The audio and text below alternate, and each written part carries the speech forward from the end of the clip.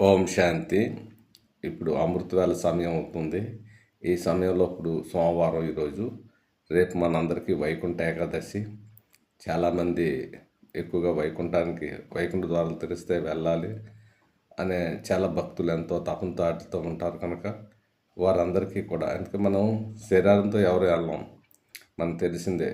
ఎప్పుడైతే ఆత్మ శరీరం చూపెట్టేస్తో శరీరం ఎక్కడే వదిలేస్తామో తెలుసు. కానీ ముందుగా మనం వైకుంఠం వెళ్ళాలంటే చూసి రావాలి, ఆ ప్లేస్ తెలియాలి, అంతే కదా. తెలిస్తే కదా వెళ్ళేసి వస్తాం, లేకపోతే గైడ్ ఎవరైనా మార్గదర్శి ఉంటే.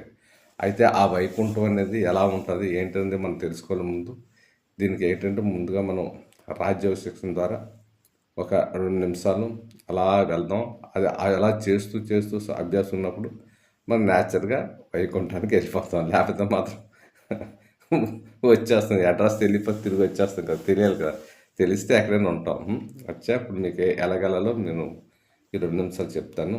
ఓం శాంతి.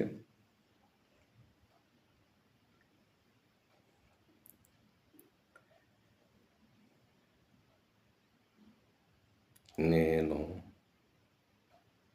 అనగా ఆత్మని.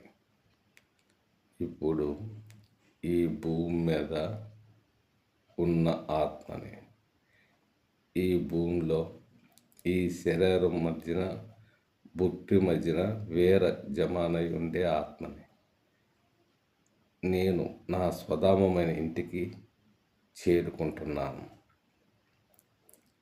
ఈ శరీరానికి అతీతంగా, ఈ భూమికి అతీతంగా నా లోకానికి నేను వెళ్తున్నాను.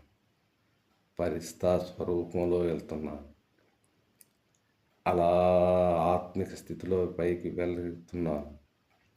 ఆకాశానికి పైనున్న లోకం, చంద్రమండలం, సూర్యమండలం, తారామండలం దాటుకుంటూ పరిస్థా స్వరూపంలో వెళ్తున్నాను. ఎంతో ప్రశాంతంగా, శాంతియుతంగా ఉన్నది. ఆ పైన ఉన్నటువంటి సూక్ష్మలోకమైన పిన్ డ్రాప్ సైలెన్స్, ఈ శాంతి కోసమే కదా నేను ఇన్నాళ్ళు అన్వేషిస్తున్నాను. అసలైన శాంతి నాకు నా మనసుకి దొరికినది. ఎంతో తెలియని అనుభూతి అవుతుంది. ఇక్కడి నుంచి ఆహాహా, ఇది వేరే లోకము, బంగారు వర్ణలోకంలా ఉన్నది. ఈ లోకము పరంధామము.